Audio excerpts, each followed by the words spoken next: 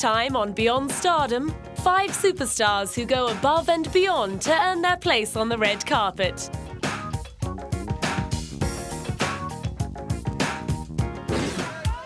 This 6'2" Daredevil qualified for the final of the World Poker Championships in 2004. Having a handy backup career as a card sharp must have provided Ben Affleck with some comfort during his lean years as an actor. After peaking as a leading man with blockbusting roles in Armageddon and Pearl Harbor, the hard times kicked off with Gigli in 2003.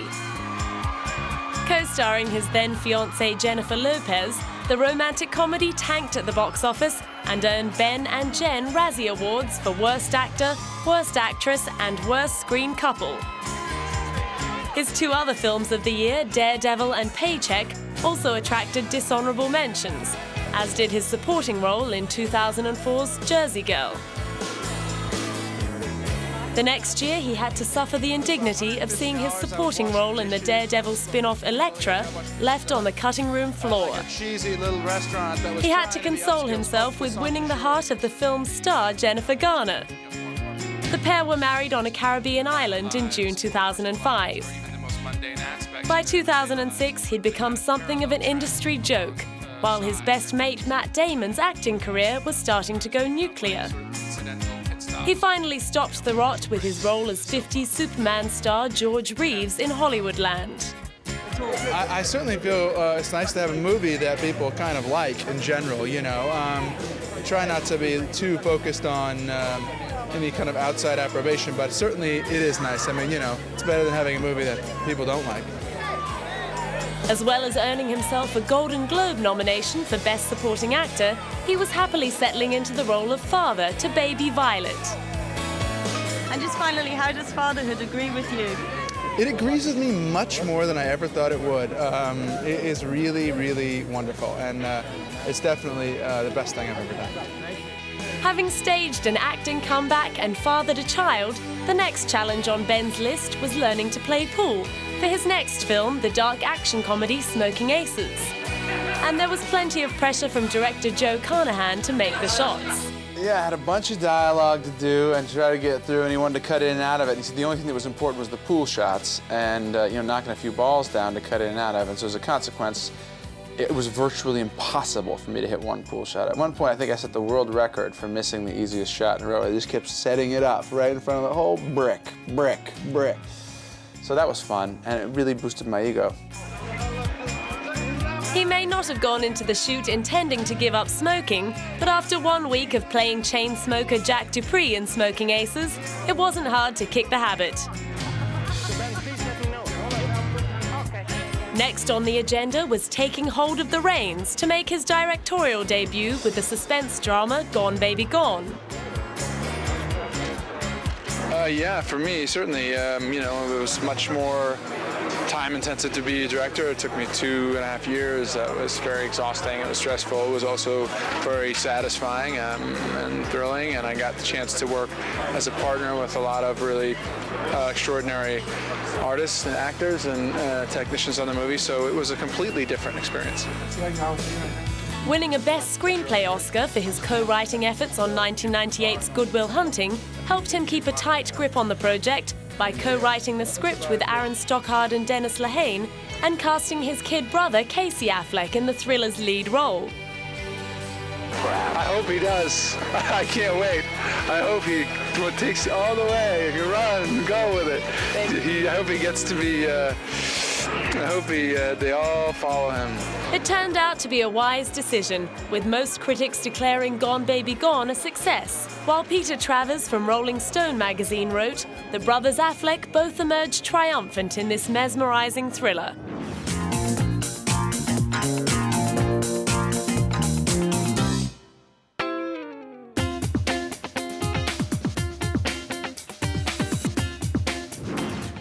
This alien exterminator was reportedly first choice for the role that went on to win Holly Hunter an Oscar in The Piano.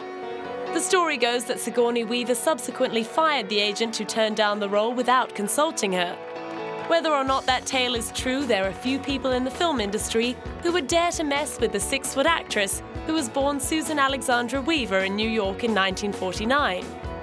She became Sigourney after reading F. Scott Fitzgerald's The Great Gatsby at the age of 14, and got her start in movies with a walk-on part in Woody Allen's Annie Hall, which paid her the princely sum of $50. Her breakthrough role came in 1979 in Ridley Scott's claustrophobic science fiction horror Alien, as the sole survivor of a space mission to investigate a non-human transmission from the moon. In the hands of James Cameron, who directed the sequel 7 years later, her character, Lieutenant Ellen Ripley, became the arse-kicking vigilante prototype for every action-adventure heroine since. And in 1997, at the age of 48, Sigourney was paid a whopping $11 million to star in the 4th installment of the Alien franchise. Ever since then, she has been badgered by die-hard fans desperate to see a 5th. You know, we talk about it, but, we're not, it's not sort of the first thing in our agenda. We're both busy with other things. It's not that we don't want to do it, it's just that the chances of our doing it are probably slim. I mean, I think it depends on so many things, but I think sequels, I don't know, they have to be so original, I think, to be worth doing. And nobody wants to do it unless it's really going to be original. Sigourney's commitment to originality has helped her build an extraordinarily broad body of work that crosses all genres and defies attempts to pigeonhole her. Her frequent forays into comedy have included playing a tyrannical boss in Working Girl, a cellist possessed by a demon in Ghostbusters, and a con artist in Heartbreakers, while thrillers like Copycat and Alien have confirmed her as a mistress of suspense.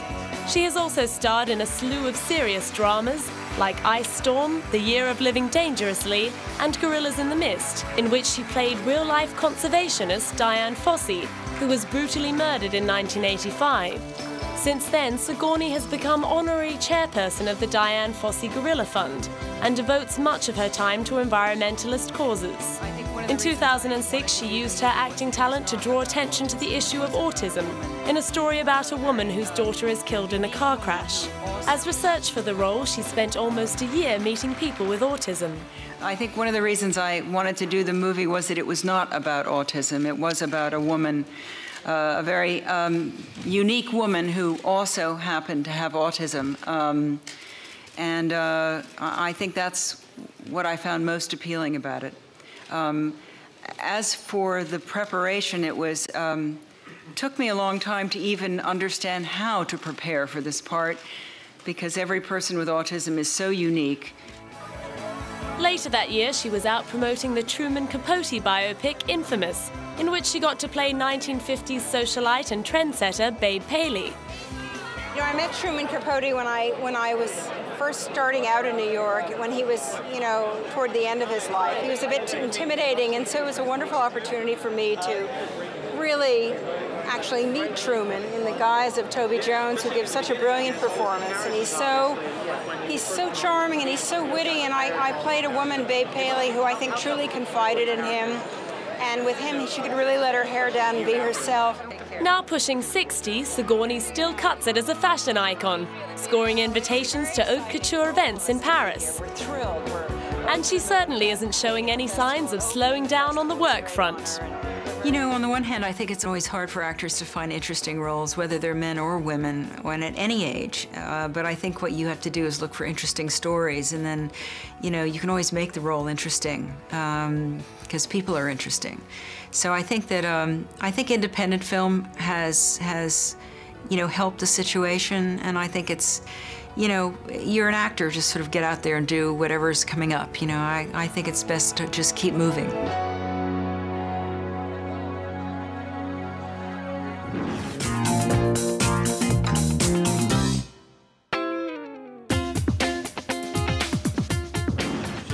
As a teenager, this celebrity prankster was convicted of third-degree burglary and sentenced to 3 years probation and 180 hours community service.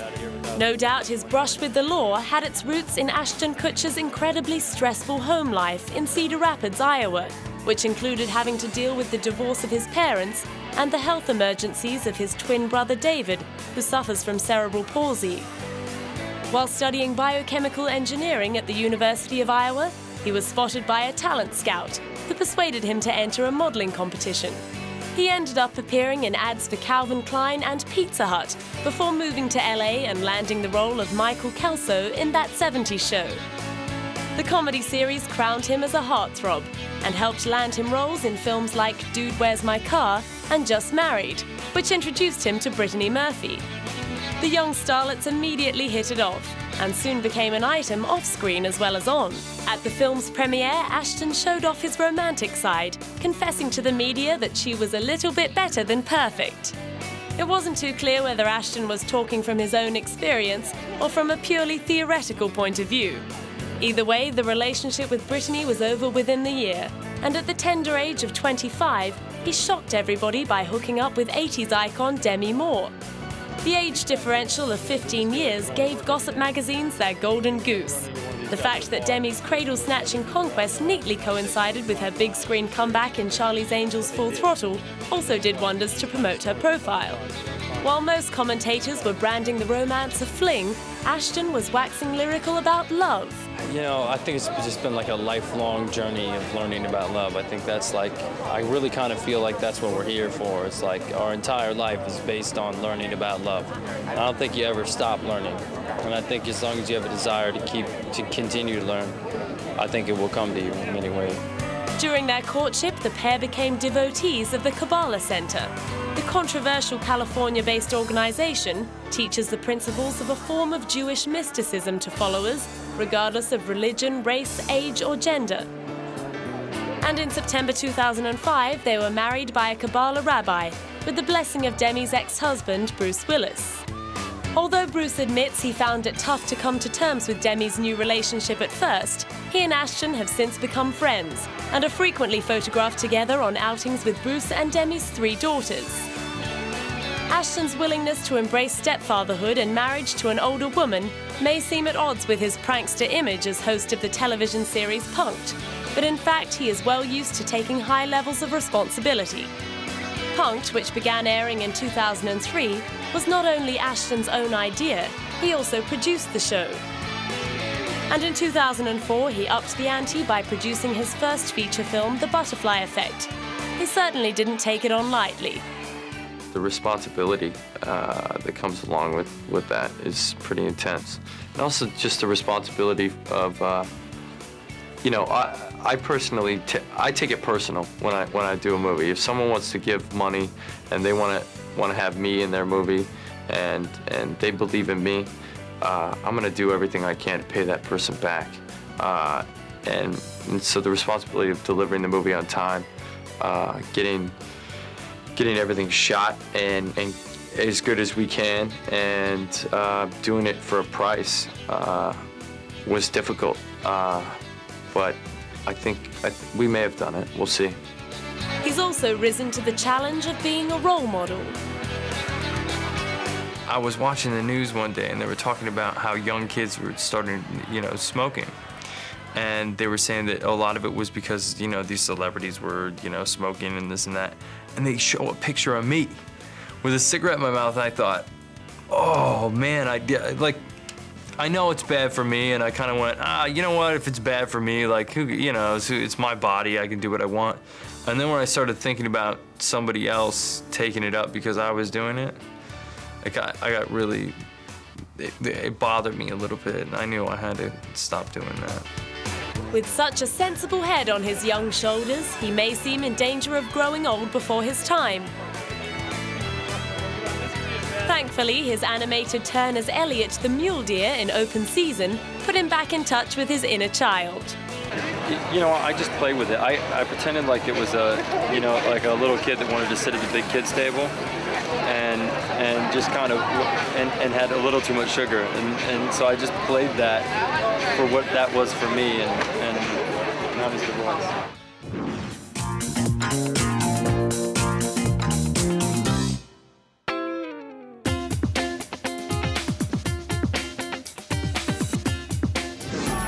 This desperate housewife was nearly crushed to death by elephants while on safari with her daughter in Africa.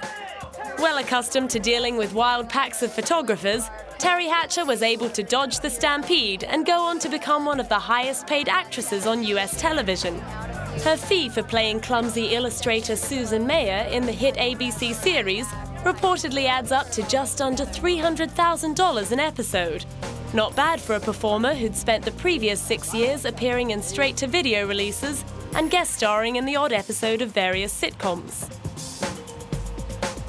The daughter of a computer programmer and a nuclear physicist burst into the public consciousness back in 1993 as Superman's #1 admirer in Lois and Clark: The New Adventures of Superman, opposite Dean Cain. But after starring as Bond girl Paris Carver in Tomorrow Never Dies, her career took a nosedive. Since its resurrection, thanks to Desperate Housewives in 2003, the ex-cheerleader from California has been making up for lost time, grabbing every opportunity afforded by her profile with both hands. In March 2006, she brought the issue of sexual abuse to the fore in an interview with Vanity Fair by revealing that she had been abused by her uncle from the age of 5. Having kept quiet about it throughout her adult life, she came forward in 2002 to assist prosecutors in indicting her uncle for a more recent molestation that led his 14-year-old victim to suicide. I think coming forward about what went on with me with abuse and being able to put that man in prison it has been, selfishly, I guess, for me, very healing, very helpful to that particular family. But in a much broader sense, I get thousands of emails from women across the world who have been inspired to come forward to prosecute their abusers, to reach out for the help that they need to heal. And that's just, it makes me feel like I really did something right by being able to help people. In the wake of that revelation, Terry launched a book, Burnt Toast, which she hoped would help women strike a better balance between taking care of their families and taking better care of themselves. My mom had sort of role modeled for me, out of love and generosity, that women would always take the worst of things. If there was a plate of toast and one piece was blackened, that we sort of just instinctually go, oh, I'll eat that. No, don't eat that. I'll eat it. I'll take the worst. And I often find myself, the lunch that I eat is, the pretzels that are left over in the back seat of the car. And it just seemed like there has to be a better way to balance the love we want to give to our kids and our family without no care for ourselves. And so I think burnt toast and the idea of not eating it and not being a part of the burnt toast syndrome for women is to take better care of yourself and find that balance in your life. At the book's LA launch, she was surrounded by her supportive co-stars. Oh, I was, sitting next to Terry between scenes all those days she was trying to meet her deadline back in October when she was pecking out this book. And so I promised her I'd be here when it came out. And plus, apparently, it's really, really good. I saw it, and I didn't get to read it because it's not even out yet. But it's really a slick production. The illustrations are really cool.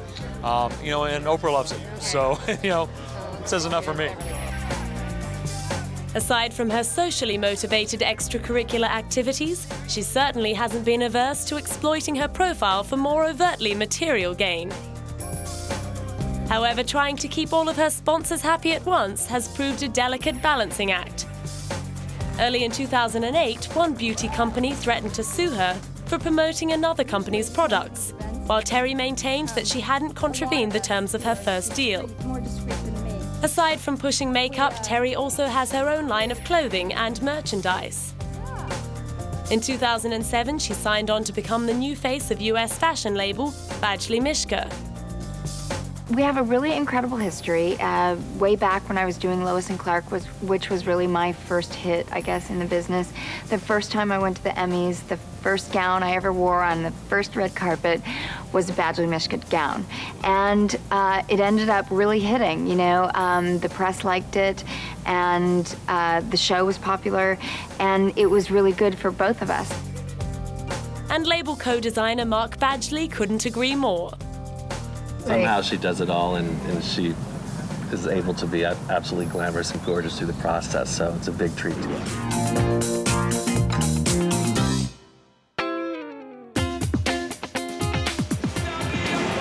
Biker gang, the Hells Angels, were reportedly foiled in their attempt to murder this rocker when the boat they were using to reach his Long Island home sailed into a storm. Mick Jagger will forever be known as the lead singer of legendary rock band the Rolling Stones. But over the decades, he's also taken time out to pursue a solo career. In 2007, at the age of 64, he finally got around to releasing The Very Best of Mick Jagger, a 17-song collection of his favourite solo efforts. Over the years, he's collaborated with the likes of Bono, John Lennon and Lenny Kravitz. And although he's been making music for almost 50 years, he still gets excited about writing new material. Well, you're always pleased with what you do, otherwise you wouldn't do it, and so you get, you do get kind of when you've been working on something and then no one's really heard it, then it's kind of fun to play it to other people, and you get excited and you want to know kind of quietly how they think about it, So what do you think? You know what I mean? That's what you ask your friends. And he's always looking for new avenues to explore. As well as setting up his own production company, Jagged Films, in 1995, Mick has appeared in a number of acting roles. He's also written songs for various film projects, and in 2004 he won rave reviews for co-writing the soundtrack to the remake of the 1960s classic Alfie, in which Jude Law reprised the role made famous by Michael Caine. Perhaps his success was due to the fact that he could relate to the film's main character. He is a guy that has a lot of girlfriends, lots of love affairs, but he doesn't have much else going on. He doesn't have, he drives a car, he has a repetitive job, doesn't really have any interest in anything else. He's not interested in anything, as far as I can work out in the picture, except seducing more women. These days, Mick Jagger's face may look as though it needs a good iron, but since first swaggering onto the stage at London's Marquee back in 1963, he has developed a reputation as an incurable womanizer, with an addiction to having affairs. He has 7 children with 4 different women that he knows about, one of whom collaborated with him on his solo album Charmed Life. While he is showing no signs of sinking into respectability on the relationship front, he was induced to go down on bended knee for Her Majesty Queen Elizabeth II in 2003 to receive a knighthood. While many Rolling Stones fans saw his acceptance of the honour as a reversal of his anti-establishment stance, others questioned whether Mick's poor record on the charity and humanitarian front made him a worthy recipient. I don't know. It's not for me to say whether I deserve it or not, is it really? I'm not on the committee of giving knighthoods and honours to people. I have no idea. I mean, you hope to be worthy of the things you're happy to get the things that that are given to you. You don't campaign for them. You don't ask for them. But if people want to give you things, you're grateful and thank you very much. And hopefully it doesn't make any difference to you. Only good. Among those least impressed with Mick's new title was songwriting partner and fellow Rolling Stone Keith Richards, who was quoted as saying he did not want to take to the stage with someone wearing a coronet and sporting the old ermine. But Sir Mick, who has rarely been known to be troubled by self-doubt, put Keith's criticism down to sour grapes.